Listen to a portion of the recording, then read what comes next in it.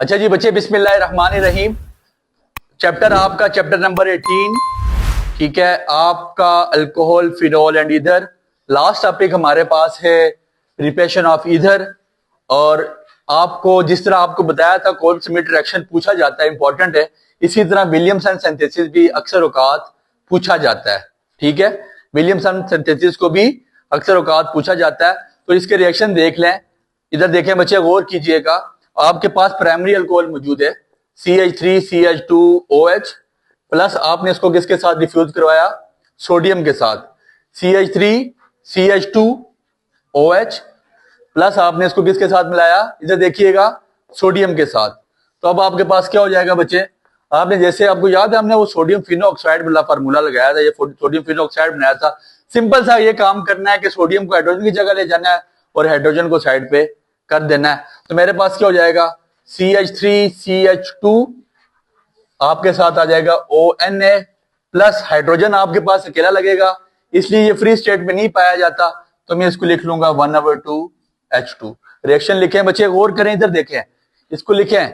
CH3CH2OH आपके पास primary alcohol मौजूद है, विलियमसन सिंथेसिस हो रही है, मोस्ट इंपॉर्टेंट है।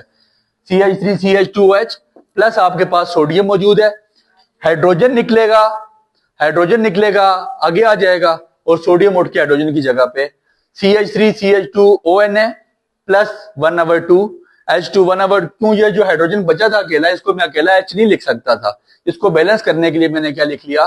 1/2H2, ठीक है। ये 2 कैंसिल हो जाते हैं बेसिकली। समझ आ गई बात की? अब इसको मिलाया जाएगा किसके साथ? अल्काइल हैलाइड के साथ। इसको आपके पास CH3CH2ONA, आपने इसको अल्काइल हैलाइड के साथ मिलाना है। मेरे पास अल्काइल हैलाइड मौजूद है CH3CH2Cl। अब मैं इसको ऐसे लिखूंगा, अगर आपको कोई इतराज ना हो, ClCH2CH3 लिख सकता हूं बच्चे। CH3CH2Cl को मैं लिख सकता हूं, अल्काइल हैलाइड को ClCH2CH3। ये वजह क्या थी लिखने की कि मेरे पास NaCl आपको गठा हुआ नजर आ जाएगा। आपका जो प्रोडक्ट बनेगा उसको ईथर कहेंगे। CH3 single bond CH2O, CH3 CH2 CH3 plus आपके पास NaCl अलग हो जाएगा। NaCl आपके पास अलग हो जाएगा। ये आपके पास ईथर कहलाता है, जिसमें आपके पास ऑक्सीजन दोनों सिमेट्रिकल के साथ, दोनों सिमेट्रिकल के साथ जब आपके पास ऑक्सीजन पाया जाए, इसको हम ईथर कहते हैं। दोबारा सुन लें, आपका जो प्रोडक्ट आया सोडियम की सिंथेसिस के बाद, आपने उस प्रोडक्ट को किसके साथ मिलाना है? अल्काइल हैलाइड के साथ। जब मैंने इसको अल्काइल हैलाइड के साथ मिलाया, वो मैंने लिखा CH3CH2Cl, Cl और Na इकट्ठा करके सोडियम क्लोराइड साइड पे कर दिया। CH3CH2O, CH3CH2 ये सिमेट्रिकल के साथ दोनों आमने सामने आ गया। ये आपके पास ईथर बन गया, डाई इथाइल ईथर। ठीक हो गया आपके पास। ये पहला तरीका, ये पहला मेथड था प्रिपरेशन ऑफ ईथर का, इसको हमने विलियमसन सिंथेसिस का नाम दिया। ठीक हो गया, कोई मसला यहां तक?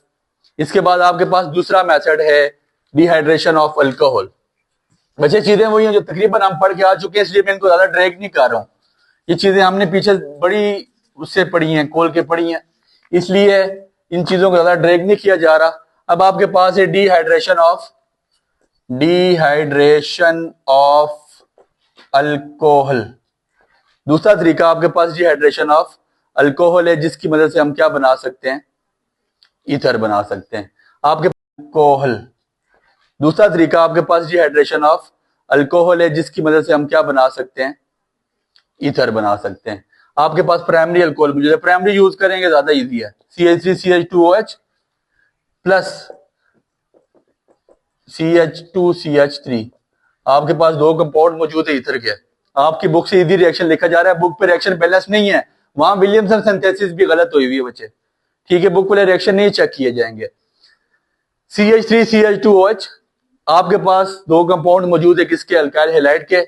आपने इसको कंसंट्रेटेड H2SO4 के साथ, जो आपका डिहाइड्रेटिंग एजेंट है, वो मौजूद है, और इसके नीचे हीट का सैंपल डाल दें। इसके नीचे आपने हीट का सैंपल डाल देना है। दो आपके पास अल्काइल हैलाइड मौजूद है। मेरी बात पे गौर कीजिएगा बच्चे। ईथर का क्या फार्मूला है?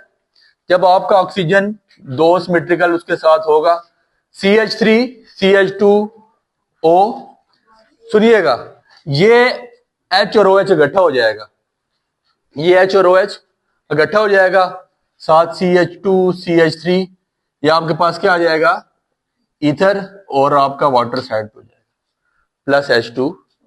ठीक है, दो आपके पास अल्कोहल मौजूद थे, उनकी डिहाइड्रेशन की गई, वाटर को साइड पे कर दिया, जो बाकी सेंट्रल प्रोडक्ट आपके पास बचेगा उसका नाम है ईथर, और वाटर आपका साइड पे हो जाएगा। Any problem in this? ठीक है, इसके बाद आपका तीसरा रिएक्शन और आखिरी रिएक्शन प्रिपरेशन ऑफ ईथर का,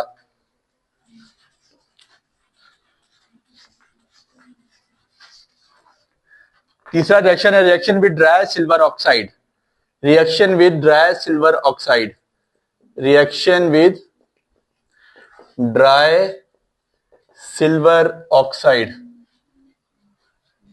Ag2O, reaction with dry silver oxide.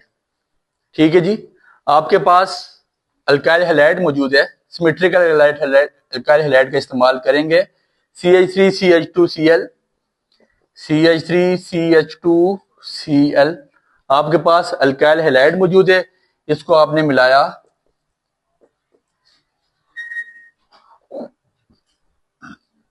Ag2 silver dioxide ऊपर लिखा है silver oxide, dry silver oxide के साथ आपने इसको मिलाया, आपके पास दो सिमेट्रिकल अल्काइल हैलाइड मौजूद थे, इसको हमने सिल्वर ऑक्साइड के साथ मिलाया। अब ये ऐसा होगा, टेम्परेचर आपके पास वही 140 डिग्री सेल्सियस है जो आपको बता के आए थे, जिसमें जब हमने इसकी अल्काइल हैलाइड की थी, डिहाइड्रेशन ऑफ अल्काइल हैलाइड हम करके आए थे। ठीक है, तो अब ऐसा है बच्चे, हमें क्या चाहिए, हमें ये ऑक्सीजन चाहिए इस जगह पे, ऐसे ही है, तो मेरे पास CH3CH2, यहां पे क्या बचेगा, O, ये O इसके साथ भी आ जाएगा, इसके साथ भी आ जाएगा, CH2CH3 प्लस आपके पास 2AgCl अलग हो जाएगा, ClCl और Ag2, तो 2AgCl आपके पास साइड पे हो जाएगा, ये आपका ईथर बन जाएगा। तीन तरीके थे, आपको बता दिया, सबसे पहला विलियमसन सिंथेसिस, दूसरा डिहाइड्रेशन ऑफ अल्कोहल, तीसरा reaction with dry silver oxide. आपके पास दो अल्काइल हैलाइड मौजूद थे, इसको मैंने ड्राई सिल्वर ऑक्साइड के साथ मिलाया, क्लोरीन को मैं Ag के साथ लेकर साइड पे चला गया, बाकी जो मेरे पास ऑक्सीजन था वो इन दो के हिसाब में आना था, क्योंकि मेरे पास ईथर बनना था। ईथर का आपके पास फार्मूला ही यही है, डायमिथाइल ईथर या डाइथाइल ईथर हम इसको लिख सकते हैं। ये बात याद रखिएगा कि ये नॉमेनक्लेचर वाले लेक्चर है ना, ये इंशाल्लाह जितने भी आपके चैप्टर नंबर 14 से लेकर 20 तक आ रहे हैं, ये जितने मतलब अल्कोहल, फिनोल, ईथर, अल्केन, कीन का, इन सब के नॉमेनक्लेचर के लेक्चर्स हम इकट्ठे अपलोड कर देंगे सारे। ठीक है, उम्मीद है आपको लेक्चर समझ आया होगा। मोस्ट इंपॉर्टेंट क्वेश्चन है, विलियमसन सिंथेसिस खास तौर पे मोस्ट इंपॉर्टेंट है, इसलिए मोस्ट इंपॉर्टेंट, इसको बहुत अच्छी तरह से आपने तैयार करना है। दुआ में याद रखिएगा। बहुत शुक्रिया। Enjoyed the lecture? Give it a like. Stay updated. Like, subscribe, and comment.